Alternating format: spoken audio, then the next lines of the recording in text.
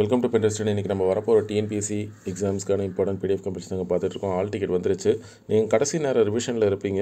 இது இன்றைக்கி பொதுத்தமிழ் previous year question 2012 2025 கடைசியாக நடந்து முடிஞ்ச சிடிஎஸ்சி டிப்ளமோ ஸ்டாண்டர்ட் எக்ஸாம் வரைக்கும் நம்ம கவர் பண்ணிட்டோங்க. சரிங்களா? 7500 கொஸ்டின் இருக்குது.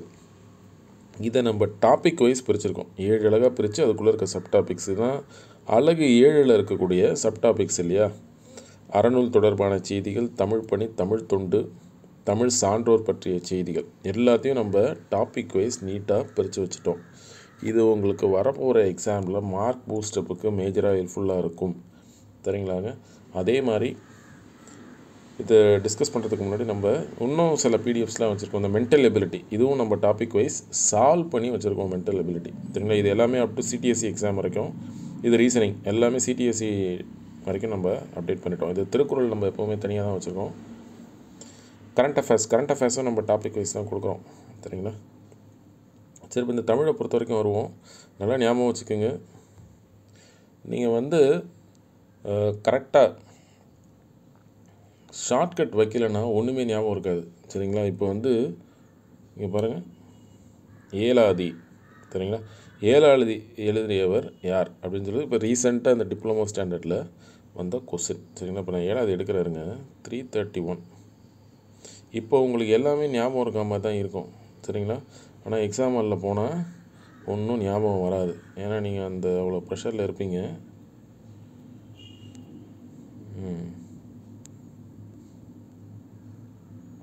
இங்கே பாருங்கள், இந்த இப்படி ஒரு கொஸ்டின் இருக்குன்னா ஏலாதி எழுதியவர் யார்?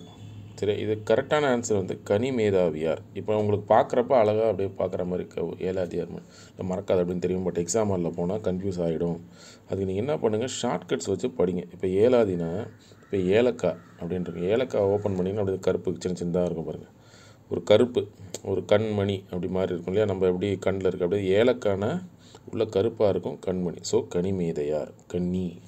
சரிங்களா? அப்படின்னு சொல்லி நீங்கள் ஞாபகம் வச்சுக்கணும். சரிங்களா?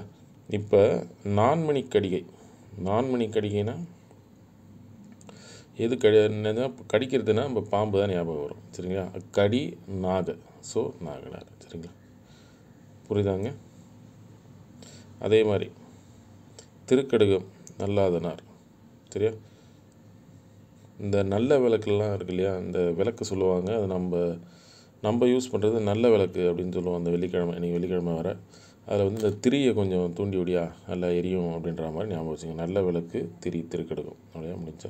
அடுத்து சிறு பஞ்ச மூலம், காரியாசன். சரியா? இப்போ பஞ்சு டைலாக் யாராவது பேசுனா காரி துப்புற மாதிரி இருக்குது அப்படின்னு சொல்லி அவ்வளோதான். இப்படி தான் நீங்கள் ஞாபகம் வச்சுக்கிட்டு படிக்கணும்.